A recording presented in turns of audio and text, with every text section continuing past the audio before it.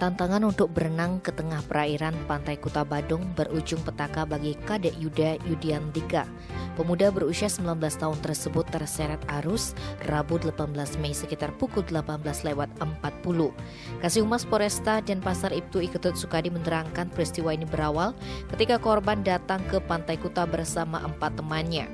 Mereka pun sempat bermain voli pantai. Usai bermain, Yuda mengajak teman-temannya mandi ke laut dan langsung berenang ke tengah. Saat itu teman-teman korban sudah memperingatkan agar tidak mandi terlalu dalam.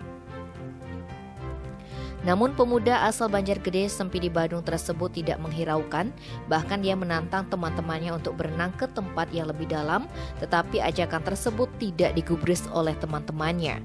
Ironisnya korban justru berenang sampai ke perairan yang sudah ditandai dengan bendera merah sebagai tanda larangan berenang. Tak ayal, Yuda terseret arus dan tertelan gelombang. Melihat kejadian itu, teman-temannya minta tolong para pemain surfing, namun apes Yuda tidak tertolong dan menghilang. Mendapat laporan tentang kejadian tersebut, Basarnas Bali bersama Pol Airut Polresta Denpasar serta unsur SAR melakukan penyisiran di pinggiran pantai, namun korban belum ditemukan. Mengingat jarak pandang sangat terbatas karena kondisi sudah malam, pencarian dilanjutkan keesokan harinya. Tim Bali Express melaporkan.